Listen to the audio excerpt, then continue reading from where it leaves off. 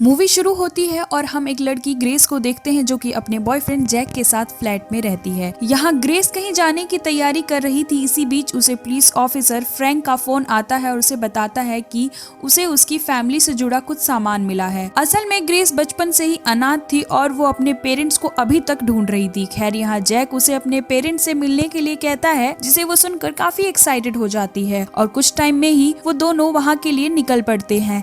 लेकिन अगले ही सीन में हम देखते हैं कि जैक के पेरेंट्स ग्रेस से ठीक से बिहेव नहीं करते, जिस वजह से वो काफी अपसेट रहती है। रास्ते में जैक उसे समझाता है और अपने पेरेंट्स के बिहेवियर के लिए माफी भी मांगता है, जिसके बाद ग्रेस शांत हो जाती है और वो दोनों अब फ्रैंक से मिलने जाने लगते हैं। अब से इस मूवी में हर इंसिडेंट को हम अलग अलग पार्ट में देखेंगे, जिसका पहला पार्ट है इन्वेस्टिगेशन, जिसमें हम देखते हैं कि ग्रेस और जैक फ्रैंक से मिलने के लिए उसके घर आते हैं। यहाँ वो मौजूद नहीं होता, पर ग्रेस उसके घर के बारे में जानती थी कि वो चाबी कहाँ रखता है, जिसके बाद वो गमले के नीचे से चाबी निकालती है और जिसका यूज करके वो घर में एंटर हो जाती है। वो दोनों फ्रैंक के आने का वेट करने लगते हैं और यहीं रुकने का डिसाइड करते हैं। अगले सीन में ग्रेस अपनी जॉगिंग के लिए निकल जाती है और दूसरी तरफ जैक गाड़ी का सामान निकालने के लिए घर से बाहर निकलता है। इधर जब ग्रेस जॉगिंग करती करती काफी आगे तक चली जाती है तो उसे रास्ते में एक स्नेक दिखाई देता है, जिसे देखकर वो काफी घबरा जाती है और तुरंत ही घर की तरफ मुड़ जाती है। दूसरी तरफ जब जैक घर के आसपास का नजारा चेक कर रहा होता है तभी उसे जंगल के पास एक अजीब सा एनिमल मास्क दिखाई देने लगता है, लेकिन वो उस पर खास ध्यान नहीं देता और उसे इग्नोर करने लगता है। इधर ग्रेस जब घर आती है तो उसे एक अननोन नंबर से फोन आता है। उसे लगता है कि फ्रैंक का कॉल है, लेकिन जब वो बात करने की कोशिश करती है तो उसे ठीक से बात नहीं हो पाती। इसलिए जब बाद में वो घर के किचन में जाती है उसे विंडो के बाहर पॉन्ड के पास कोई खड़ा दिखाई देता है। इससे पहले कि वो कुछ ठीक से देख पाती तभी अचानक यहाँ वो स्नेक दिख जाता है,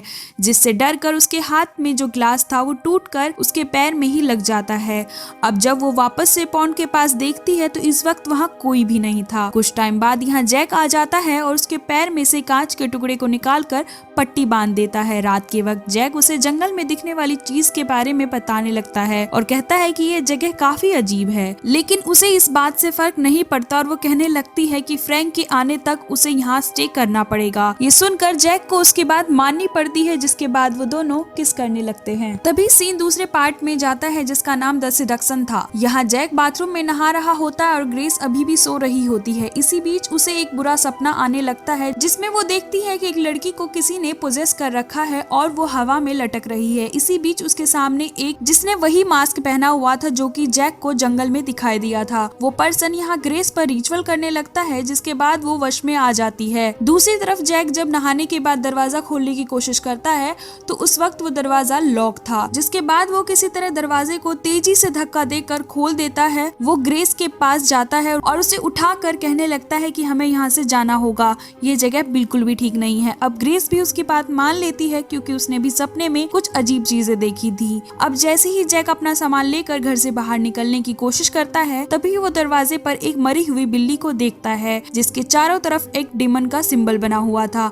ये देख जैक को कुछ समझ नहीं आता और वो ग्रेस को अभी अंदर ही चलने को बोलता है। अब आगे वो हिम्मत करके घर के बाहर जाता है ताकि वो गाड़ी को दरवाजे तक ले आ सके, लेकिन जब वो बाहर आकर गाड़ी को स्टार्ट करने की कोशिश करता है तभी उसे लगता है कि उसके गाड़ी के सामने कोई खड़ा है। ये देखकर वो घबराने लगता है और ग्रेस के साथ फिर से घर में चला जाता है। तभी उन्हें घर के चारों तरफ कुछ लोग दिखाई देते हैं जिनके हाथों में मशाले भी होती हैं। अब सीन अगले पार्ट द इनकाउंटर पर शिफ्ट होता है, जहाँ जैक को लग रहा था कि वो सब किसी कल्ट का हिस्सा है और वो शायद उन्हें मारने आए हैं। इसके बाद वो दोनों मदद के लिए फोन करने की कोशिश करते हैं, लेकिन किसी भी फोन से बात नहीं हो पाती है। अब जब वो दोनों घर के पीछे वाले हिस्से को चेक करने के लिए आते हैं तो उन्हें वहाँ कुछ लोग खड़े दिखाई देते हैं। जैक अब इन सब से परेशान हो चुका था और उनसे कहने लगता है कि तुम ये नाटक करना बंद करो। उसे लगता है कि कोई उन्हें डराने की कोशिश कर रहा है, लेकिन ग्रेस जैक को घर के अंदर ले आती है और वो जैसे ही अंदर आते हैं घर वाले टेलीफोन पर रिंग बजती है, जिसे जैक पिक करता है और उधर से आदमी की आवाज आती है और कहता है कि केवल हमें वो लड़की चाहिए, अगर उसने ऐसा नहीं किया तो वो बच नहीं पाएगा। ये सुनकर वो फोन काट देता है और ग्रेस उससे उस कॉल के बारे में पूछने लगती है, तब वो कुछ नहीं बताता है। इसी बीच घर के दरवाजे पर कोई नॉक करता है। जब जैक दरवाजे पर जाकर चेक करता है तो उसे वेन नाम का एक आदमी मिलता है जो कि फ्रैंक का फ्रेंड था। वो उन्हें बताता है कि वो यहाँ अपने फ्रेंड से मिलने आया है, जिस पर वो उनसे पूछने लगता है कि वो यहाँ क्या कर रहे हैं, जिसके रिप्लाई में वो कहते हैं कि यहाँ वो फ्रैंक से मिलने आए थे और उसी ने उसे यहाँ बुलाया था। खैर वो दोनों उसे उस कल्ट वाले लोगों के बारे में बताने लगते हैं, जिसे सुनकर उसे यकीन नहीं होता क्योंकि उसे घर में आते वक्त कोई भी आदमी दिखाई नहीं दिया था। इसके बाद जब वो अपने ट्रक में से अपना फोन लेने जाता है तभी उसे सभी लोग दिखाई देने लगते हैं, जिसे देखकर वो काफी घबरा जाता है और अब उन दोनों के साथ गन ढूंढने लगता है ताकि वो यहाँ से निकल सके। लेकिन उन्हें काफी ढूंढने पर भी गन नहीं मिलती। इसी बीच जब वेन अलमारी का दरवाजा खोलता है और उसे उसके अंदर फ्रैंक की डेड बॉडी मिलती है, जिसकी कंडीशन ठीक नहीं थी। साथ ही उसकी बॉडी को देखकर लग रहा था कि कुछ दिनों पहले ही वो मर चुका है। अब ये देखकर वेन काफी गुस्से में आ जाता है और एक रॉड लेकर घर के बाहर खड़े लोगों को मारने के लिए चला जाता है। लेकिन जब वो उन पर अटैक करने की कोशिश करता है तभी कल्ट का लीडर डेमोनिक पावर से उसे पकड़ लेता है और उसकी बॉडी की हड्डियों को तोड़ने लगता है। तभी उसका एक साथी तलवार लेता है और उससे वेन पर अटैक कर देता है, जिससे वो तड़प तड़प कर मर जाता है। इधर ग्रेस को अजीब से विजन दिखने लगते हैं जिसमें वो खुद को एक जंगल में पाती है जहाँ वही कल्ट वाले लोग थे। इसी के साथ इस मूवी का अगला पार्ट द एक्सपीरियंस शुरू हो जाता है, जहाँ जंगल में ग्रेस जब भागने की कोशिश करती है इसी बीच उसके कपड़ों में खून लग जाता है। इधर जैक उसे तेजी से आवाज लगाने लगता है और उसके ऐसा करने से ग्रेस होश में आ जाती है। अब जैक उसे एक जगह छोड़कर फिर से गन ढूंढने के लिए निकल जाता है। तभी वो एक खिड़की से बाहर की तरफ देखता है जहाँ वो लोग इस वक्त एक डेमोनिक साइन को जला रहे थे और वो जैक की तरफ इशारा करते हैं कि ग्रेस को वो उनके हवाले कर दे। इधर ग्रेस घबराती हुई अपना फोन ढूंढने लगती है। तभी उसे बेड के पास फोन मिल जाता है जिसमें किसी की कॉल आ रही थी। उधर से एक आदमी की आवाज आती है जो कि उसे अपने साथ चलने के लिए बोल रहा था और साथ ही हम देखते हैं कि वो उसके नाम के बारे में भी जानता है। ये देखकर ग्रेस काफी डर जाती है और फोन फेंक देती है और चिल्लाने लगती है। उसकी आवाज सुनकर जैक उसके पास आता है और उसे शांत करने लगता है।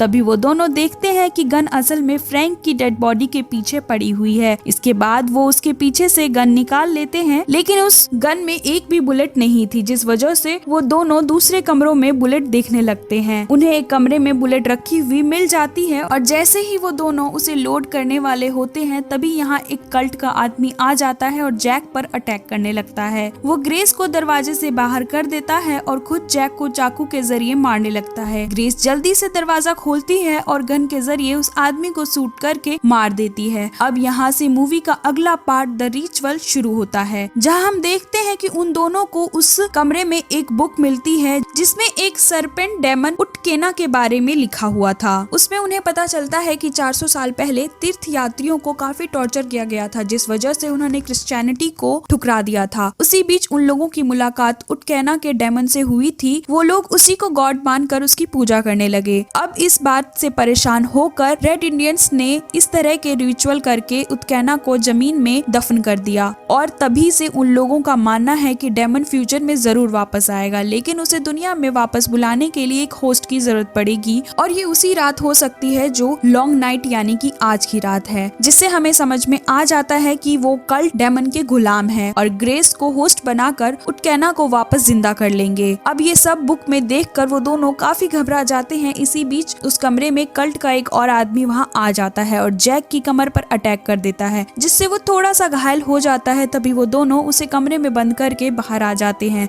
अब यहाँ एक और आदमी आकर उन पर अटैक करने लगता है। जैक उसे शूट करने की कोशिश करता है लेकिन वो गन को फेंक देता है। तभी ग्रेस काफी गुस्से में उस पर अटैक कर देती है और एक रॉड की मदद से उसे बार बार अटैक करने लगती है, जिससे वो मारा जाता है। अब यहाँ जैक ग्रेस को पहली बार इतने गुस्से में देखता है और वो हैरान हो जाता है और उसे रुकने को कहता है। इसके बाद ग्रेस गन उठाती है और कहती है कि अब ये सब खत्म करना पड़ेगा, जिसे कहकर वो घर के बाहर आ जाती है। अब जैसे ही वो उन लोगों पर गन पॉइंट करती है तभी कल्ट का लीडर अपनी पावर से गन फेंक देता है, ग्रेस को हवा में लटका देता है। इसके बाद वो सभी लोग रिचुअल करना शुरू कर देते हैं, लेकिन ये देखकर जैक उसकी मदद करता है और गन उठाकर एक आदमी को शूट कर देता है, जिससे उसका रिचुअल टूट जाता है और ग्रेस नीचे आग गिरती है। अब जैक जल्दी से ग्रेस को लेकर घर के अंदर जाता है और उसे घर के पीछे वाले रास्ते से भागने को कहता है, लेकिन वो उसके बगैर जाने से मना कर देती है। पर जैक घायल था, जिस वजह से वो यहीं रुककर उन लोगों को रोकने को कहता है, जिसके बाद ग्रेस जंगल की तरफ भागने लगती है।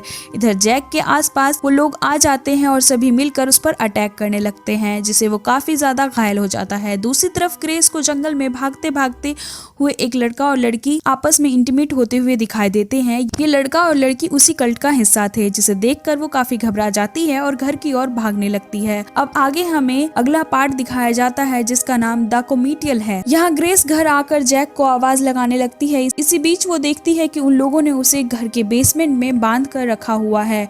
वो उसके पास जाकर उसे खोलने की कोशिश करती है कि तभी सारे कल्ट के लोग वहाँ आ जाते हैं। उन्हें देखकर ग्रेस उन सभी को उनसे दूर रहने के लिए बोलती है, जिसके बाद कल्ट का एक मेंबर जब अपना मास्क हटाता है तो वो एक औरत होती है। ग्रेस का घर पर वेलकम करने लगती है। साथ ही हमें पता चलता है कि उक्टेना को जहाँ कैद किया गया था उसी जमीन पर फ्रैंक का घर बना हुआ है। खैर वो औरत उसे बताती है कि 400 साल पहले हमारे गॉड थे जिन्हें हमें फ्री करना है, ताकि वो इस दुनिया में आकर सभी लोगों को उसके दर्द से आजाद कर दे, और ये सब करने के लिए उसे ग्रेस की बॉडी चाहिए होगी। अब उसकी बातचीत से हमें पता चलता है कि असल में वो औरत ग्रेस की मॉम सेरेना है और वो खुद इस कल्ट का हिस्सा है। वो यहाँ ग्रेस को अपनी साइड करने की कोशिश करती है, लेकिन वो बार बार मना कर रही थी। अब यहाँ सेरेना ग्रेस को एक फ्लैशबैक दिखाती है जिसमें हम उस टाइम का सीन देखते हैं जब सेरेना की डिलीवरी का टाइम था। यहाँ वो ग्रेस के साथ 2 स्नेक को भी जन्म देती है, जिसका इशारा था कि उक्टेना उसी बच्चे को अपना होस्ट बनाएगा, जिसके बर्थ के साथ स्नेक भी निकले। इस वक्त उसके आसपास वो कल्ट के लोग भी थे। अब इस विजन को देखकर वो काफी उसे अजीब लगता है। तभी कल्ट का एक आदमी उसे खून से भरा गिलास पीने को कहता है और ग्रेस बिना कुछ सोचे समझे उसे पी जाती है। उसे पीने के बाद वो चिल्लाना शुरू कर देती है, अपने बालों को नोचने लगती है। अब ये देखकर कल्ट के लोग डेमन गॉड उक्टेना को आवाज लगाने लगते हैं। तभी ग्रेस अचानक से चिल्लाना बंद कर देती है। अब सभी लोगों को लगता है कि उक्टेना अब कैद से आजाद हो गया है, जिस वजह से सभी लोग उसके सामने झुकने लगते हैं